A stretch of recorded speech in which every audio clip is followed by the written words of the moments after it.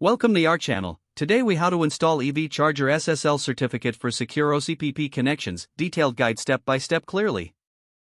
First, you will need to gather the necessary tools and resources for installing the SSL certificate. Begin by identifying your server environment where the EV Charger OCPP platform is hosted. Ensure that you have administrative access to that server. Next, download the SSL certificate from a trusted certificate authority. Once downloaded, locate the certificate file on your machine. Extract the certificate if it's in a compressed format like zip or TAR. After extracting, you should have a file with a .crt or .pem extension. Now, log into your server using SSH or your preferred remote access method.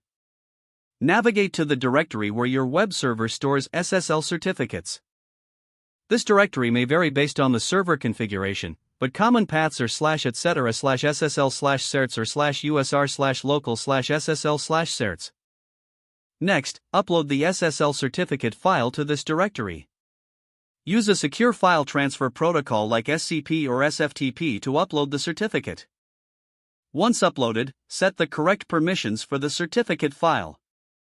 Run the command to change permissions to 644, allowing the server to read the file. Next, you will need to configure your web server to use the new SSL certificate. Open the configuration file for your web server.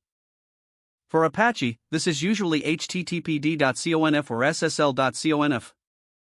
For Nginx, you will edit the server block in the nginx.conf file. Locate the section that specifies the SSL settings. Add or modify the lines pointing to your SSL certificate and private key. The certificate line should look like this: SSL certificate file /path/ to /your /certificate.crt for Apache. For Nginx, use SSL_certificate /path/ to /your /certificate.crt. Then, specify the path for your private key, for example, SSL certificate key file /path/ to /your /private.key for Apache.